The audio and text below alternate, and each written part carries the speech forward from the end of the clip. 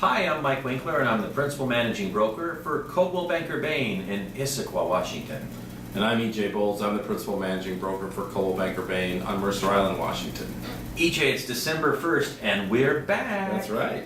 We plan to take the month of November off from the Realty Bros videos, but we really didn't take the month of November off because we did the road show, didn't we? That's right.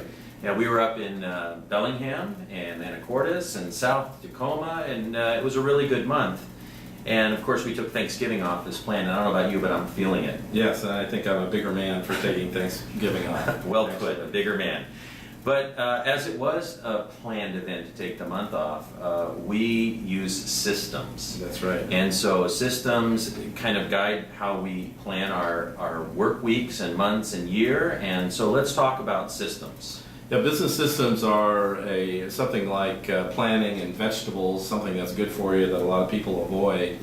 And I think one of the reasons is that when people think about building business systems, in other words, the sort of the checklists that you have that actually take you through the functions of your business day, from afar it looks almost overwhelming. It's like, how do you start? And there's too many different areas to go into. So we're going to give you a few hints on maybe how to start building some business systems today. Excellent. And you know, for our purposes in real estate, there's three basic types of systems. The first is people, the second is process, and the third is prospecting. So in talking about people, it's really about managing the database in terms of the prospects that you have in, and then you have to purge occasionally and figure out how you're going to keep and who qualifies to be in and who needs to be purged.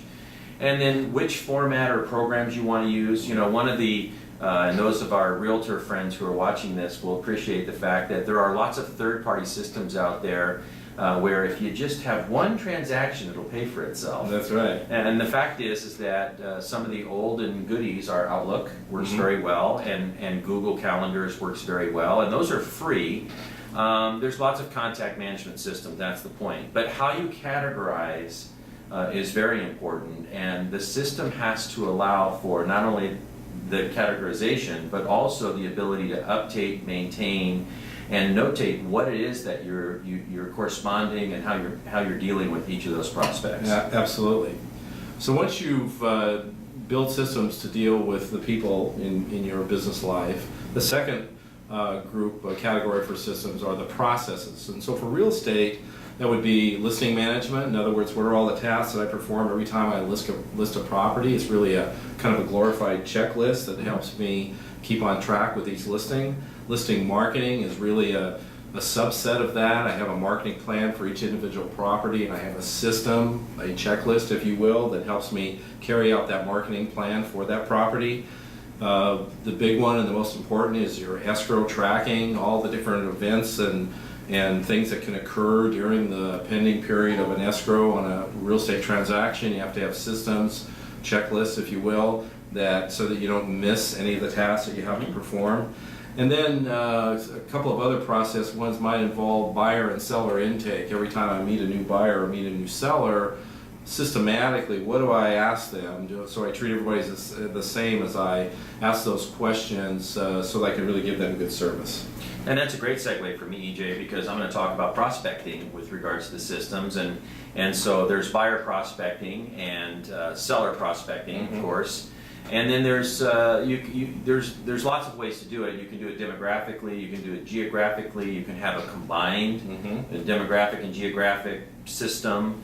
And then you can choose paper versus plastic versus electronic, as we like to say. And the beauty of technology today, we were talking about Google and Outlook, is that with smartphones and tablets, iPads, etc., you can have, and cloud computing, is you can have these all merged. So it doesn't matter where you are, you have access to the information. And when you notate in one format in a particular device, it will automatically update all of them. So you've always got the information available. And of course, the other thing is specialty and niche markets. Right. So there's lots of ways to do that. That's right. And so a couple of things to keep in mind, sort of general thoughts and rules. The first one is don't make your systems so cumbersome that you don't use it. In other words, a lot of times we try to make things more complicated than they need to be. So keep it simple. Well, and probably, I'm going to say one of the most important is that you integrate or plan the time to manage your system and maintain your system, because systems change and that's okay. But if you're not allowing for the time to keep your system updated, you end up with a mess within your system and it defeats the purpose.